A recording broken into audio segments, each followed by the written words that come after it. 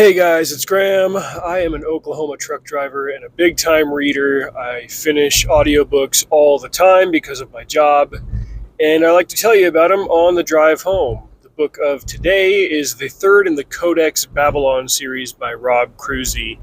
I've reviewed the first two in this series this year, I believe. And I've kind of branded these as like, this is what a Dan Brown book would be like if Dan Brown didn't suck. Rob Kroese's written a bunch of other sci-fi and fantasy and stuff that I've really enjoyed. I still think, after finishing this trilogy, that his Mammon books are his absolute best work, but that just is such an incredible act to exceed, which is fine as long as he still produces near that level in terms of quality and imagination. Then you're in for a treat reading Robert Kroese books.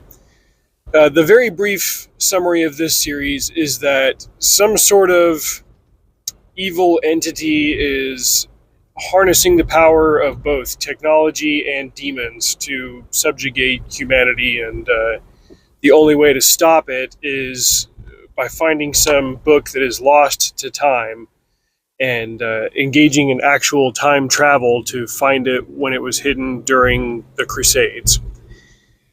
This series generally reminds me of another one that Rob wrote called the Iron Dragon Saga, where these like astronauts from the year 2200 accidentally get transported back in time to Viking times. And there's some sci-fi stuff going on. There's a main mission and side missions and all of that, as well as like a healthy dose of history. And that series really informed me that I don't know enough about the Viking centuries in Europe, like, at all. Because Robert was going into a lot of detail about, then they went to this place and they met this person, and then they had to be careful about this because this was going on. And like it was all accessible to the reader who didn't know what was going on, but I'm sure that it would have been a lot more impactful and there would have been more like gut punch moments and stuff if I had that external knowledge of actual history to play in as I was reading this story. The Codex Babylon books have that same feeling with regard to the Crusades. I don't know nearly as much about the Crusades as I would like to, especially when it comes down to specifics and geography and all of that.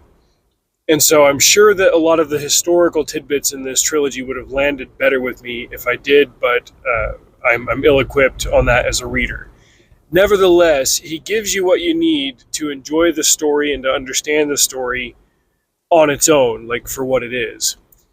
That said, everything that happened in the first two books was like really a build-up for just the constant like, whoa, holy crap moments in this third one. The first two were good on their own. I read the first one twice. I reread it when the second one came out on audio. I was like, okay, I'll check this out. And I'm glad that I did. And there was plenty to appreciate and to wrap my head around. But then, like, you start the third one, and it's like, holy crap, we're 1 and 2, just him setting the table for the third one, and it just goes, and goes. If you look at these books, I've got them also in paperback on my shelf at home. Like, Codex Babylon is the first one, and it's decent length, and then the second one, Heretics Game, is about 2/3 as long, and I want to say Militia Dei, the final book, is slightly less than that. And he doesn't make it overstay its welcome or anything. What happens in the third one, without giving spoilers, basically they've got to come face to face with this nasty demon AI entity and combat it. And I was especially impressed because, hey, here I just was talking the other day about the most recent Mission Impossible movie and how it's hard to write characters like the entity, the AI, that are extremely hyper intelligent and whatever. And Rob Kroese did it in a way that makes perfect sense within the context of the story. It wasn't just that this AI was a massive difference engine, it's that it was also occupied by demonic forces, and he gets into the fine print about what that entails.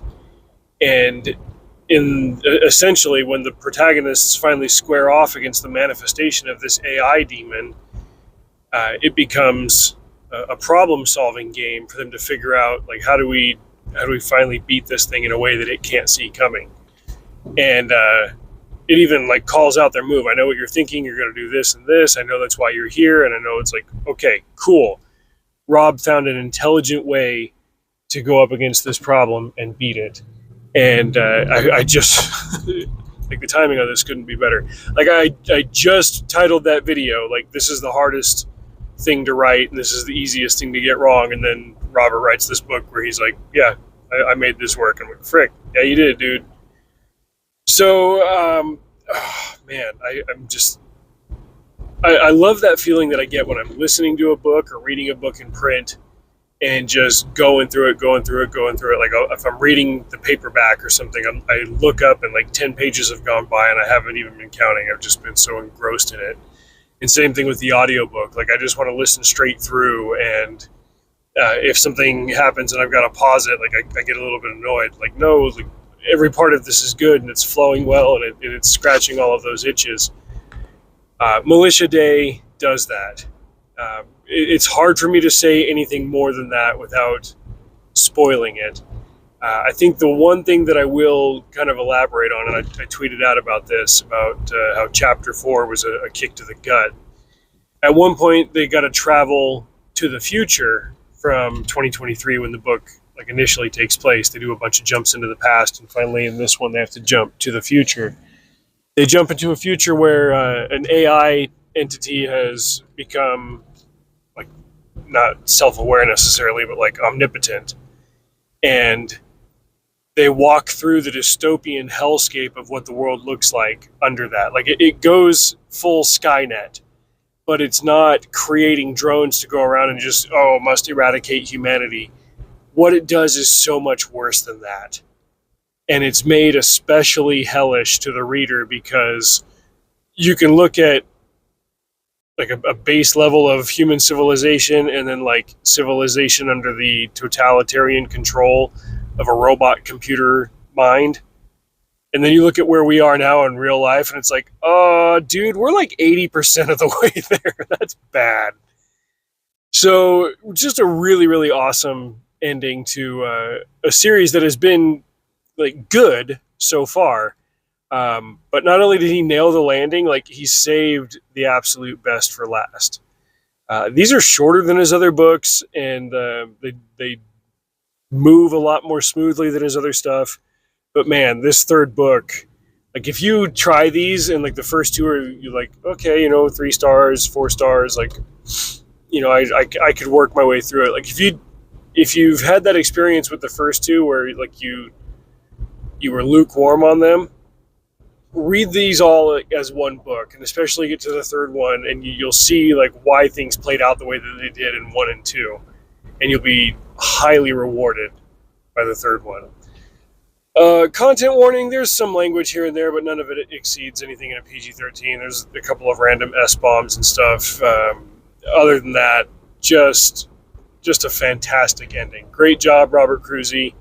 He keeps finding new ways to get it, just to get it done, I guess, to surprise and impress. And this is what made me one of his readers going back, 6 years ago at this point. 2018 was when Iron Dragon came out, and I read that one. I was like, okay, shoot, I'm on board. I've read those. I've read his Mercury series. Like I said, he may never top Mammon, and that's fine. This was a really good follow-up to Mammon. It shows that he can still like bring plenty of really, really powerful ideas to the table, even if they don't hit as hard as the Mammon series does. Every writer's got their apex predator, and that one's his.